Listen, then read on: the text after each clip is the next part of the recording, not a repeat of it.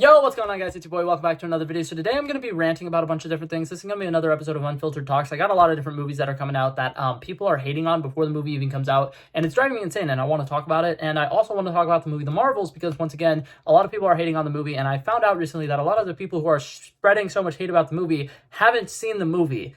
And for one, I want to go ahead and say this. If you personally have never seen a movie, don't share any negative reviews about it. Apparently, there's a bunch of reviews on Letterboxd and stuff like that that are a bunch of people ranking the movie incredibly low and saying that it's one of the worst MCU movies that have ever been made, and they haven't actually watched the movie. And I want to go ahead and say, if you haven't watched something, don't review it, because that's just, for one, it's unfair because people who want to go see it but aren't entirely sure and they want to look at the reviews first, if they see a bunch of negative reviews, it's going to turn them off from going to see something that they might actually want to go see. And you just not wanting to watch it because, it's not your style, you can do that, right? Like, you don't have to go watch a movie because other people are watching a movie. Like, if you personally see this movie and you're like, I don't think that's for me, don't watch it, perhaps. Like, maybe don't watch it. Maybe don't comment on all these different things saying that it's one of the worst movies you've ever seen. Maybe just, like, I don't know, ignore it. Maybe, like, move on with your life. I don't understand why there's so much hate towards the Marvels movie, and a bunch of it is a lot of people who didn't actually go see the movie. So that being said, like I said, I got a couple of different things I want to talk about. I want to talk about the upcoming live-action Snow White movie at some point. I want to talk about the Wish movie that's coming up next week. And I'm going to go ahead and start here with the Marvels first, because I think this is the one that's driving me insane the most. So for the longest time, I want to say it's been about, like, 6 or 7 months, I've been really, like, into movie, like, what's it called? Talks. Like, I've been on Reddits where people talk about movies. I've been on Discord accounts where people, like, talk about movies. I've been on Twitter a lot where people are talking about movies. And I've now, of course, been on YouTube, and I've talked about movies with a lot of different people. And something that I'm realizing is when I have conversations with people who are just on Discord, who are just random people who enjoy movies and talk about movies and stuff like that, they're typically a lot more positive than the people who are making YouTube-related content. I've been talking a lot with different YouTubers about specific movies and stuff that have been coming out recently, and a lot of them are more negative. And it's really been driving me insane because I'm like, I personally like to share movies because I love movies. So it kind of drives me insane that a lot of people are doing the opposite. They're sharing movies because they hate movies, and they really are thinking, oh my God, Hollywood is terrible right now. And that's why they're making YouTube content about it. And it drives me insane because you should be making videos about things that you like, right? Like, share positivity instead of negativity. I feel like it's a relatively easy thing to do.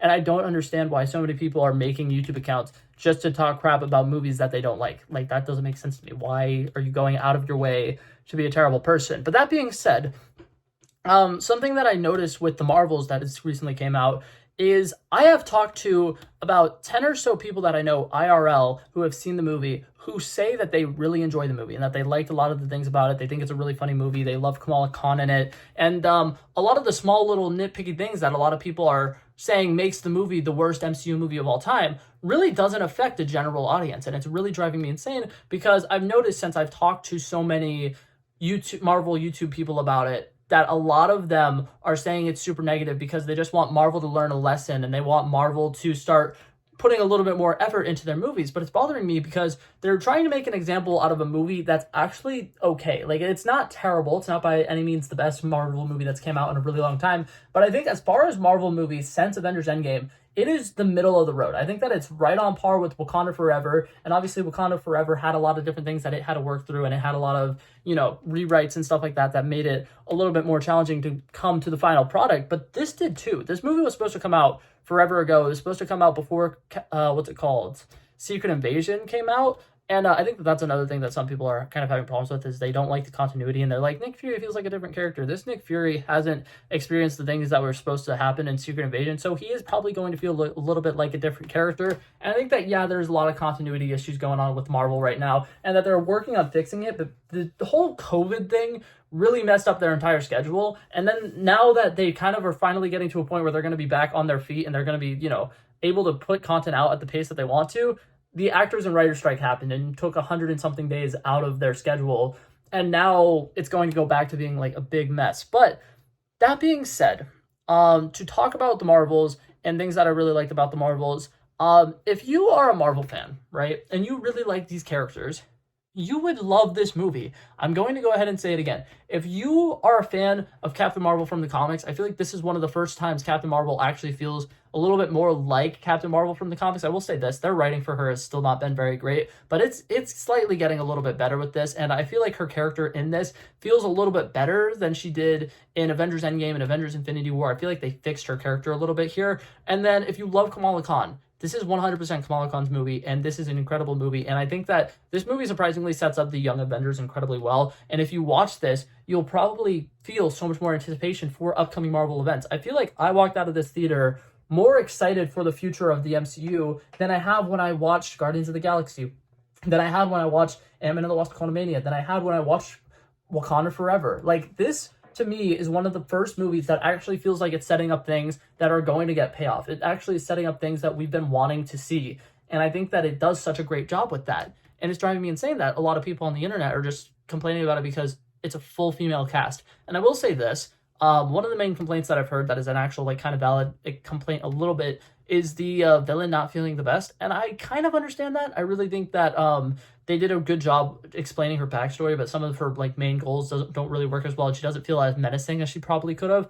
But like at the same time, I feel like if they made the exact same villain, but it was played with a male actor instead of Zawe Ashton, who I think did a pretty decent job with the role, I feel like people would probably be absolutely loving this movie and applauding it. And that's something that drives me insane, because if you look back at female-led superhero movies throughout the years or whatever, the best one, in my opinion, is the Wonder Woman movie, the original Wonder Woman movie. And something that I like about it is that a lot of the main like villains of the movie are kind of like guys. Like, it's just men, and humanity sucks as well. But like the main villain being a guy, in my opinion, works incredibly well. And I feel like it's actually better, because I feel like a lot of times when they're making female-based superheroes and they're trying to make their main, villain another female, it actually kind of undermines the whole like women empowerment thing that they're doing with this, because something in real life that women have always kind of had to fight with is trying to be on the same level as men and trying to be equal with men. So I feel like having a superhero that is a female character fighting against a male character could do so much more for that, and it would actually do a better job of like being more feminist and actually like fighting towards what they're supposed to be fighting towards. But that being said, right, that's such a minuscule thing, but I do think that like all of the people online who are hating on this movie are hating on it because it's all for female main cast people, and it's driving me insane. Another thing that's driving me insane is people are like complaining about like little out of context jokes that are in the trailers and promos and stuff like that, and being like, this is the cringiest Marvel dialogue I've ever heard, this is terrible dialogue. And one of the main lines that I'm hearing people complain about is Samuel L. Jackson's line where he says black girl magic. And in the context of the scene, it makes sense, and it's funny, and it's Samuel L. Jackson. And people are just taking that one line out of context and being like, wow, Marvel's writers are doing a really, really bad job. And I'm like, for one, that might not have even been a writer. Like, that might have been Samuel L. Jackson ad-libbing something and them thinking, oh, that's actually really funny, let's keep it in the movie. And it is pretty funny. And I don't understand why so many people are riding this movie and like just calling it the worst thing ever. So that being said, that's pretty much everything that I had to say about the Marvels. I've already made a video about the Marvels, so I don't want to keep talking on about it for too long. Now the next thing I want to talk about is the upcoming movie Wish. I've been seeing so much hate for this in the last like 2 months, and I don't know why this happened or when this happened or what's going on with it, but it's kind of driving me insane. So one of the biggest complaints that I'm hearing about it is, once again, they're trying to be woke, and they're trying to, branch out into a different nationality, which, like, I understand why that could be really annoying, because, like, on the one hand, it's like we had so many white characters for super duper long period of time, and now it's like we're not getting white characters at all. But at the same time, Frozen 2 came out relatively recently, and they're currently working on a Frozen 3. Like, if that's your complaint, is that they're not making white characters, for one, work on that. And for two, I think that you guys need to understand that, like, the nationality isn't supposed to be the big selling point of the movie. Like, even though a lot of people are seeing it as that, I don't think that is the main selling point of the movie. I think that they're just, like, trying to make different characters who have different backstories, and it's easier to do that as opposed to just being like, oh, here's this white person, here's this white person, here's this white person, here's this white person. What's their upbringing? It doesn't really, like, change much. And I don't know.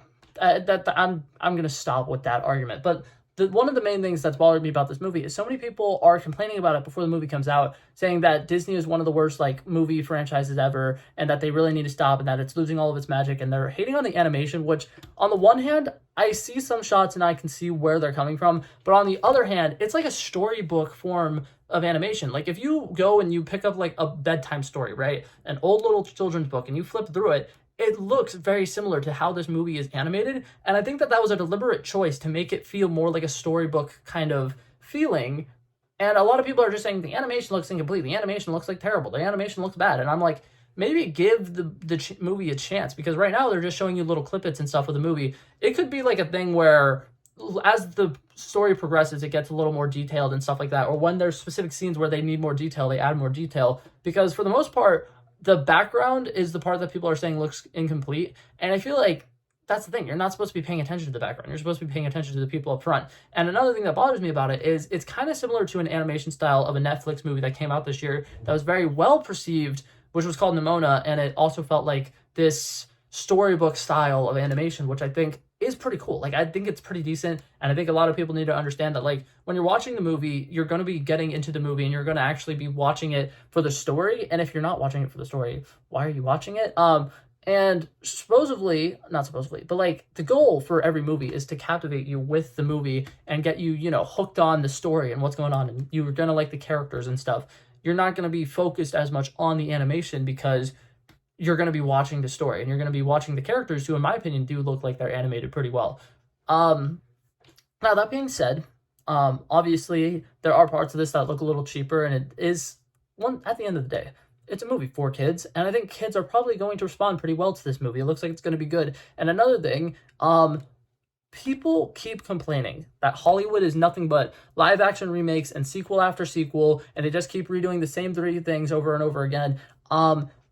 Disney is doing an original movie right now, something that is a different concept, something that is unique, something that is not a sequel, and you guys are attacking it and giving it so much shit.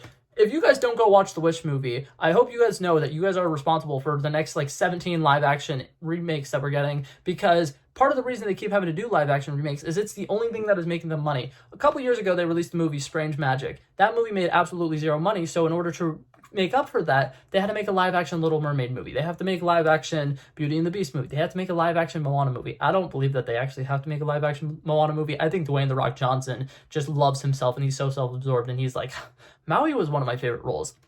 I want to do it again. And he's like, we're going to do a live action of a movie that hasn't even been out for that long.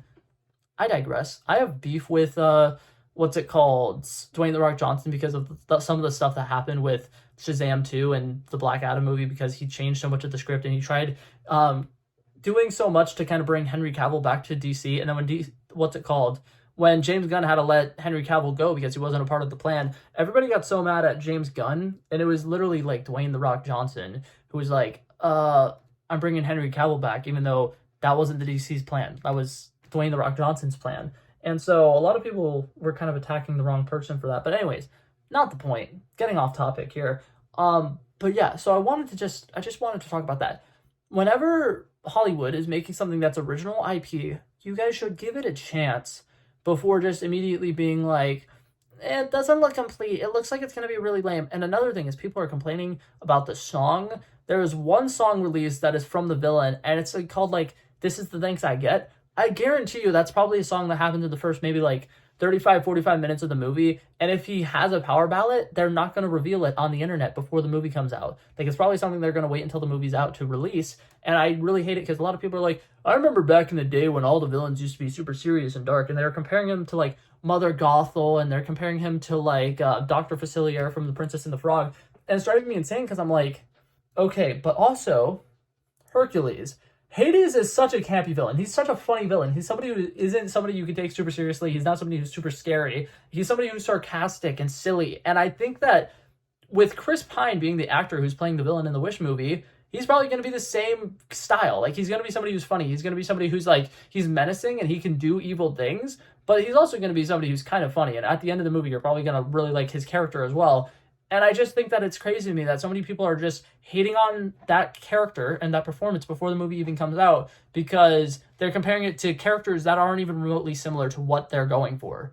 And that's bothering me. But yeah, I'm going to leave the little Wish rant there. I'm going to just go ahead and cut that off. Now, the last thing I want to talk about is the live action Snow White movie, and specifically Rachel Zegler and Hole. A lot of people really hate Rachel Zegler because she's talking about how they're doing a completely different movie for the live action Snow White movie, and I don't understand how a lot of people are like mad that they're doing something different for the Snow White movie, because for one, the Huntsman movie that came out a couple years ago, it's probably been about like 10 years or something now. The Huntsman movie that came out with Chris Hemsworth and I think crap, I can't remember her name. I think it's like Lily something. That movie that came out was essentially a like retelling of Snow White that is similar to what they're about to be doing again. And nobody had any problems with that movie. But now that Snow White is coming out and they're doing a live action remake and Rachel Zegler is going to be playing the main character, everybody is having problems with the story aspect that they are changing and that they're moving around, and I don't understand it. Because for one, if they're making a live action remake, doesn't it make sense to kind of like fix some of the continuity errors or fix some of the things that aren't really appropriate for kids nowadays? That movie was originally made, I want to say it was like the 60s, 50s, maybe even earlier than that, or maybe in the 70s or something. It was made back in the day when like kids were able to watch whatever and like the ratings were completely different. Nowadays, a lot of the stuff that happened in that movie probably wouldn't fly, and it's probably a little creepy for little kids, to be honest. So their live action remake is going to be a little bit different. They're going to want to make a different story. They're going to want to change up some things, and it makes sense that they're going to start with, you know, changing up some of the small things, like the Seven Dwarves. Changing them from being Seven Dwarves to something else makes so much sense to me, because if you go back and you read like some of the Brothers Grimm stuff or whatever, it's kind of like disgusting having the Seven Dwarves living together, and it's kind of like a really like it's pretty inappropriate. And what I like about this is Peter Dinklage forever ago was asked about like if they made a live action Seven and the Dwarfs movie, would you want to be in it? And he said essentially the same thing that Rachel Zegler said about how that is so disrespectful and it's absolutely terrible, and he does not want to be in a part of the movie that has 7 little people living in a house together in the middle of the woods, because he thinks that it is like terrible, and the fact that that story would even be retold nowadays is not great. And like Peter Dinklage went on a super long rant about that, and I think it's funny because he said that and everybody agreed with him, and he's just like, oh my god, yeah, Peter Dinklage, we 100% agree, that's amazing.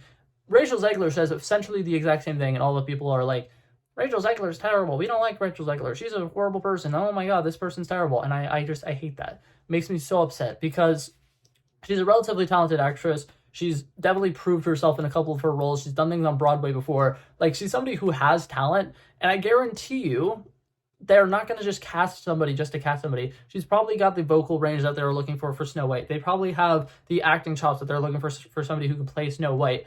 And it's bothering me because, like, she's a talented actress, and they casted her because she is the person who they saw best fit for the role. And a lot of people are making it about race when it's not about race at all.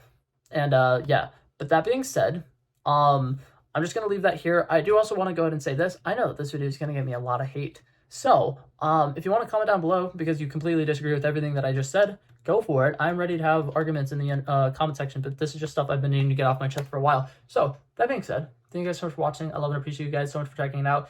If you liked it, feel free to like and subscribe, and I'll hopefully see you guys in the next one. Peace out. Bow, bow, bow. He wanted me to drop a verse, I did this. We planned a day, then we did this. Wanna be in love with the girls with the kisses. Don't give a damn, I'll written this. I like this when I run the distance. I run a 5K, you go ballistics. I wanna live within the business.